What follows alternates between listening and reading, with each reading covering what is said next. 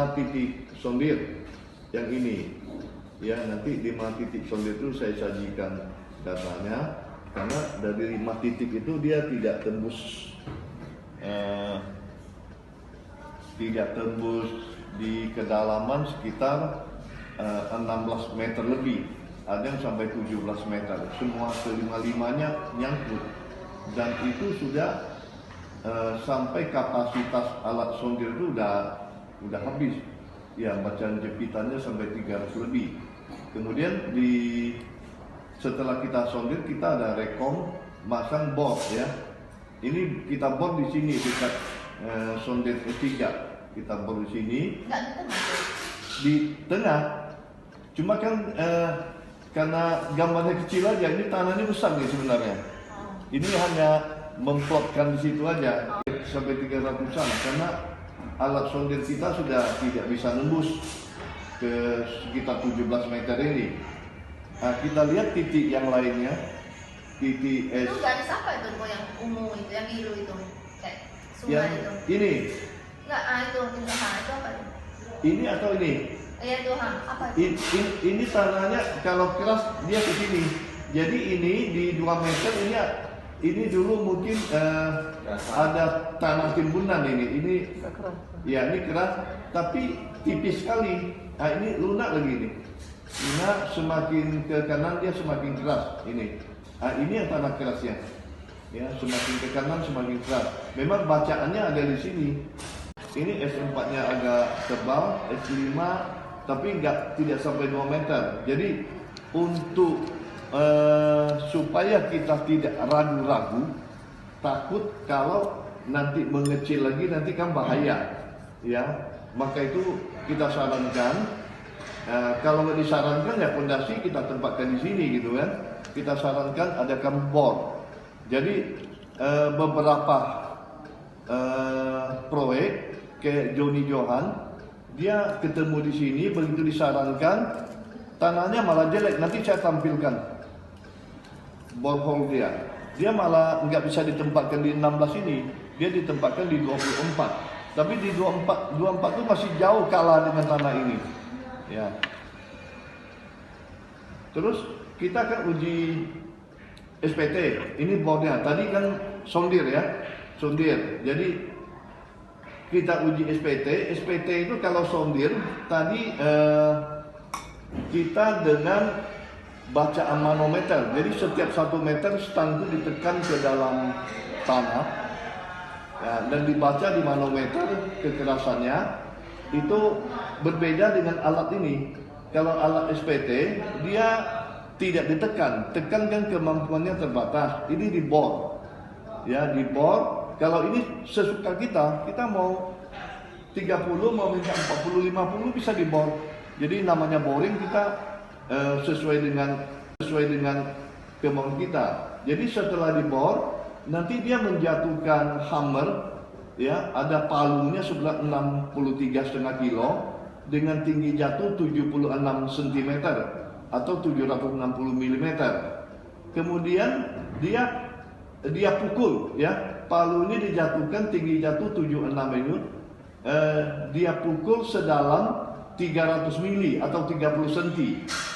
Jumlah pukulan itulah yang dikatakan kekerasannya. Ada N-nya 60, berarti 60 kali pukul, turunnya 30 cm. Itu yang dikatakan nilai NSPT.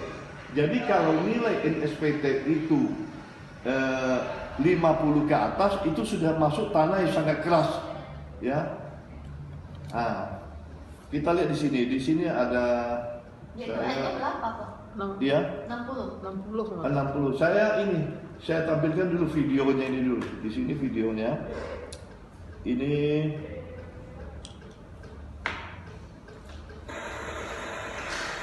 ini sedang uji sekarang nih.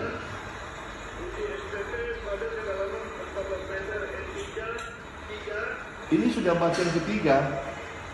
Ya. Di sini ditandai setiap 15 cm. Ya, ada tanda putih di sini tidak gitu kelihatan, tapi di apa? Kalau di video saya kirim kemarin kan nampak di WA. Nah, ini udah 7 kali. Kalau di video saya kirim kemarin kan nampak di WA. Nah ini udah 7 kali pukul, ini yang ketiga. Nanti yang jumlah pukulan kedua tambah yang ketiga itulah NSPT. N1 ya, 15 cm kedua itu N2, 15 cm kedua tadi 18 kali dia pukul. 18 kali pukul baru turun dia 15 cm. Yang ketiga yang barusan ini dia pukul 16 kali, turun 15 cm. Kalau tadi 18 ditambah dengan 16 itu N-nya 34. Nah, yang N pertama itu tidak dihitung karena ini kan sudah 450, tapi tidak dijumlahkan ke dalam nilai N. Kedua dan ketiga berarti 15 tambah 15 itu 30. Nah, yang 30 inilah 30 cm. Itu yang dikatakan N. Jadi kedalaman tadi 14 meter kan ketemu N34. Cara menghitung 34-nya seperti itu. Nah, selanjutnya dengan cara yang sama didapat ada N yang lebih 60 dan lain-lainnya. Ya. Ini dia. Jadi di sini ketika bacaan ini sebelum dipukul, ini 15 cm pertama nih. Ini didata, kemudian 15 cm kedua, tadi di kedalaman 14 meter, ini 18 kali pukul, baru dia turun ke sini.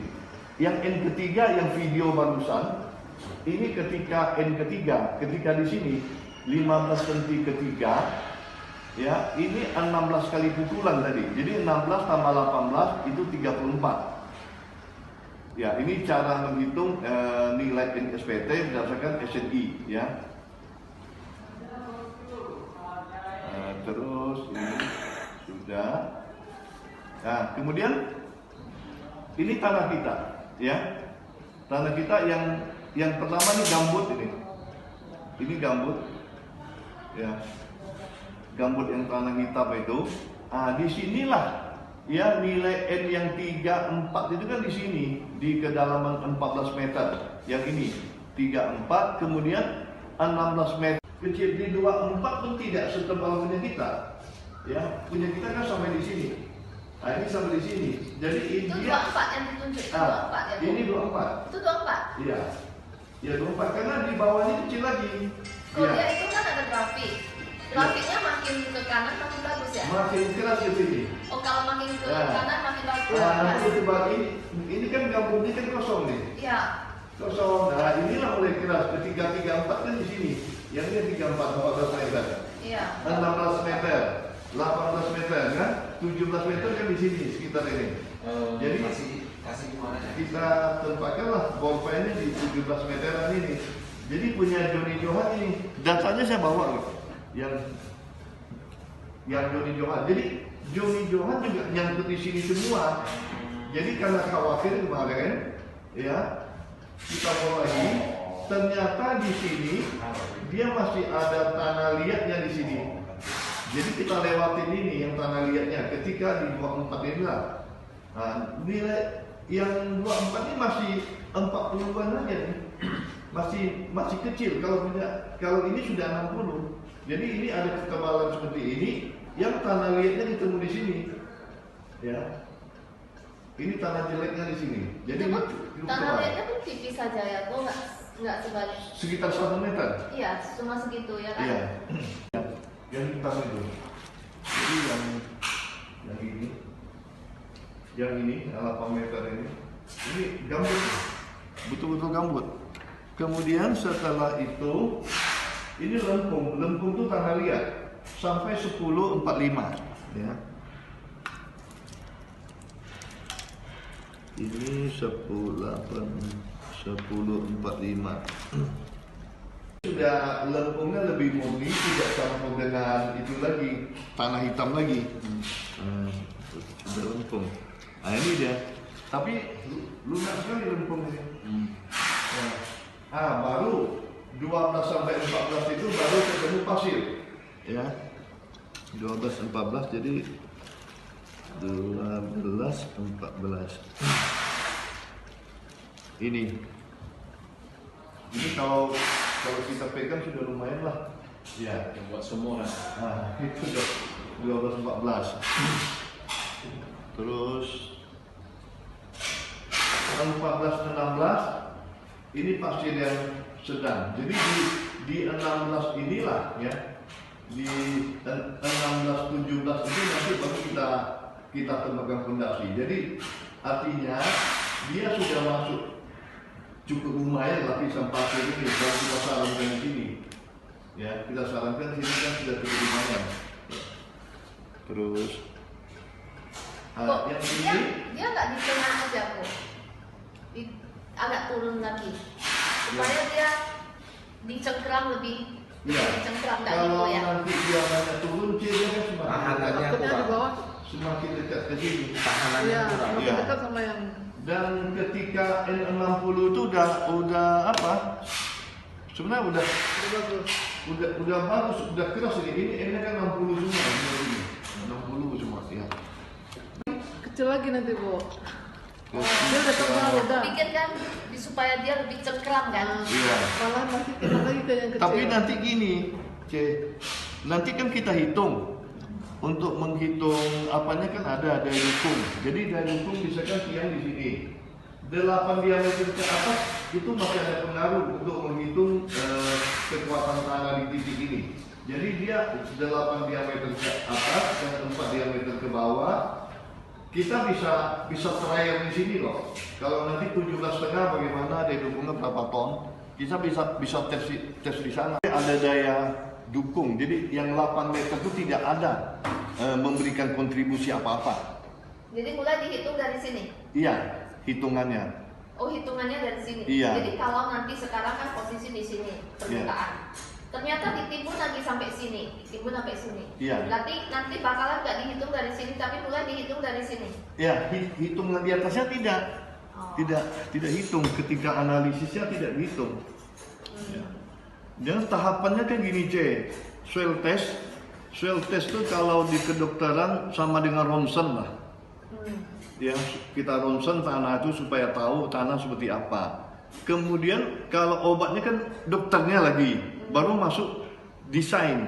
Jadi desain itulah yang ahli pondasi mendesain pondasi, ya, pondasi struktur atas sampai gempanya kita desain. Jadi soil test itu hanya data buat si ahli struktur untuk menghitung.